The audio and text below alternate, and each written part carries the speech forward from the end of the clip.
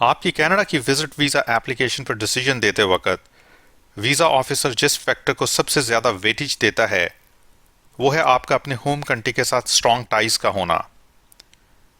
अगर आप अपनी होम कंट्री के साथ अपनी स्ट्रॉन्ग टाइज को प्रूव कर देते हैं तो फिर बहुत ही कम चांसेस हैं कि वीज़ा ऑफिसर आपके विजिट वीज़ा एप्लीकेशन को डिनाई करे।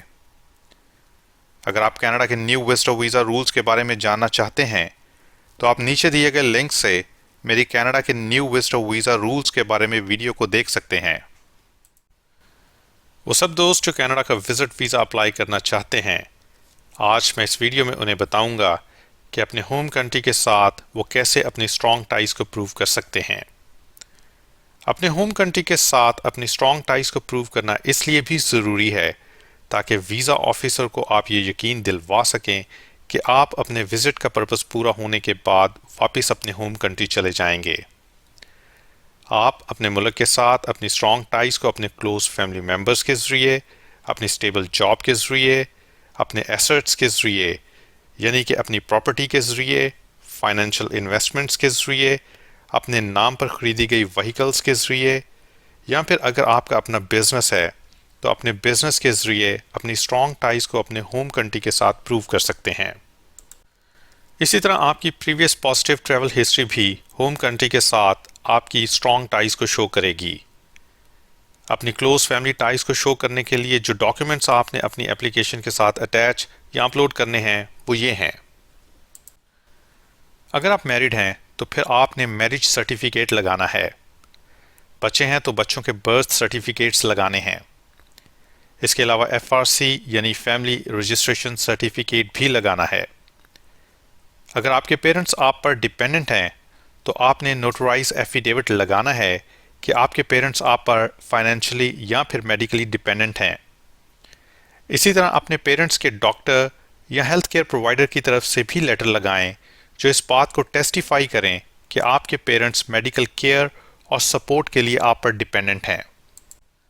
अगर आप मैरिड नहीं हैं तो आप अपने पेरेंट्स और सिबलिंग्स के ज़रिए अपने होम कंट्री के साथ अपनी क्लोज फैमिली टाइज को शो कर सकते हैं। इसके लिए आपको अपना और अपने सिबलिंग्स के बर्थ सर्टिफिकेट्स लगाने होंगे और साथ में फैमिली रजिस्ट्रेशन सर्टिफिकेट भी लगाना होगा। अगर आपके पेरेंट्स आपके साथ रहते हैं और आप पर डिपेंडेंट हैं तो इस सूरत में आपने जो डॉक्यूमेंट्स लगाने हैं वो मैं आपको पहले ही इस वीडियो में बता चुका हूँ। स्टेबल जॉब का होना भी आपका अपने होम कंट्री के साथ स्ट्रॉन्ग टाइज को शो करता है। आपने अपने एम्प्लॉयर से कंपनी लेटर हेड पर लेटर लेना है जिसमें यह बताया गया हो कि कंपनी में आपकी परमानेंट पोजीशन है और कंपनी में आपकी पोजीशन या डेजिग्नेशन क्या है, आपकी मंथली सैलरी क्या है, आपके बैलेंस में कितनी एनुअल लीव्स हैं और जिन डेट्स में आप कनाडा विजिट के लिए जाना चाहते हैं उन डेट्स पर आपकी ऑर्गेनाइजेशन आपकी छुट्टियां अप्रूव कर चुकी है। इसके अलावा इस लेटर में आपका नेशनल आइडेंटिटी कार्ड नंबर भी मेंशन किया जाना चाहिए ताकि पता चल सके कि ये लेटर ऑर्गेनाइजेशन ने आपके लिए ही इशू किया है, क्योंकि ऑर्गेनाइजेशन में एक ही नाम के कई लोग हो सकते हैं।